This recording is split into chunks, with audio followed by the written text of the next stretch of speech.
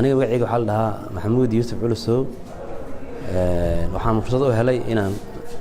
laatay sano bacdi markii la furay kulli saxaafadda sanadkii oo 2013 inaan bilaan imtixaan aan jaacad kulli saxaafadda aan dib bilaabo waxaan dugsiga hoose dhexe uga baxay hoose dhexe howladaag bacdina waxaan dugsi sare ka bilaabay dugsi sare Ismaan Gadraage oo hadda ku yaala magaalada xaafadda howladaag isgoyska howladaagtiisa oo hadda ay degan tahay jaamacadda SIU Somali International University waxaan ka baxay 1987 markii aan ka baxay kabacdi waxaan 1989 aan shaqada qaranka u galay dugsiga Xalane markaasi oo aan ka mid ahay 1989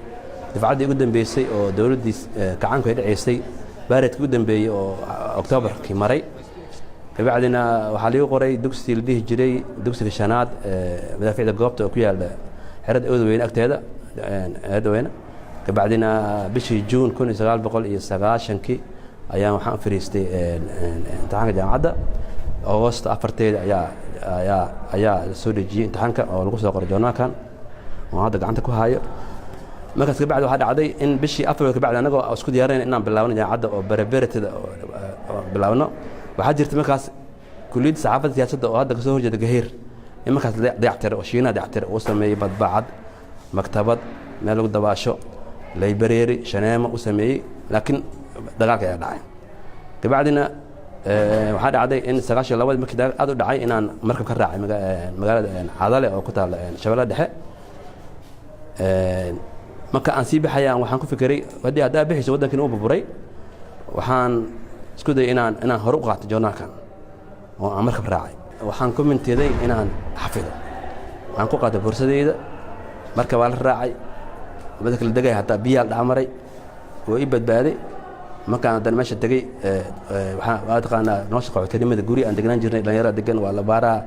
wax walba oo soo gala oo la qaato waa la qaajin laakiin waa commenteeday marka inaan qato wax kaliya oo reference aniga aan leeyahay oo aan bari ka maan hadii wax fursad helo aan ku doodi karo way soo gashay gabadhina waa marabaadka soo qaatay hadda waxa kamid ah mar oo aan soo maray xadka Ethiopia iyo Soomaaliya in la baaray oo jaraa'id badan aan waday oo niisi ku jiro iyo kuwa Soomaaliya badan oo qaar laga reebay laakiin aan dhahay kan aniga abada iga reebtay aniga nolosheeda ay qayb ka tahay in laga reebay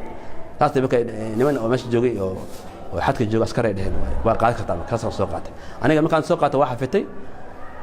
marka xafitana waxaan isku dayay hataa si oo iga dhuminta inaan inta aan iskan gareeyo email ku keedsado si micnaha oo san iga dhumin bishii adiga oo June meelahaas in aan maqlay in la furay kulliyadda saxaafadda iyo cilmiga warbaahinta oo magaalada oo Professor Dhicso madaxda ka yahay waxaan ku dhiiday marka waxaan dhahay maadaama oo intaas aad sugaysay ayaan dokumentiga soo qaatay ayaan Ustaad Dhicso la ballamay aan raadsaday markaas aragna wuxuu igu soo dhaweeyay gacan furan wuxuu yiri kulliyadda waa gali kartaa bila imtixaan taas darteed waxa ay soo gashay arday waxa laga qaaday imtixaanka gaaraysa 2000 ilaa iyo 50 qof waxa ilaa ku guuleystay 1050 qof aniga bila imtixaan aan galay marka waxaan ugu dhiiraday maadaama jaamacadan ay muddo 6 sano jirtay ay experience baan tahay haddana National University ay tahay haddana aniga economic ahaan aan ku fargarin karin expense iga baxay jaamacadda inaan ku dhigto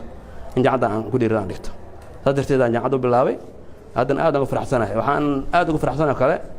in arday -27 aniga yar oo qaar 19 jiraan 20 jiraan oo aniga aan dhali karo inaan isla wadaago waa ka faraxsanahay kulleeytaba aniga waxaan aad ugu faraxsanahay inaan wax barto oo aan degree fiican qaato oo kulli saxaafadda aan ka baxo waxyaalaha oo aniga aad u dhiirigelin lahaa kamid ah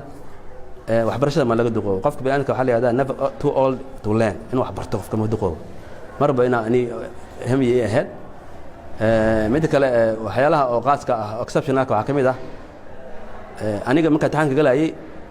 waan ku guuleystay qarankii burburay nasiib daro aniga ma dhahayo dad badan dhintay dad dhaawacmay dad la waayay moogtahay barbaleen ma laha laakiin aniga waxaan marba niyadeed ku jirtay in maalin kamid ah in qaranka dib u soo istaagi doono qaranka dib u soo istaagana waxaan fursad u helay jaamacadan oo ugu mahad celinaa maamulkeeda sharaf soo leh iyo diinka Ustaad Dhicso inay iyo galaadaan inaan dhigto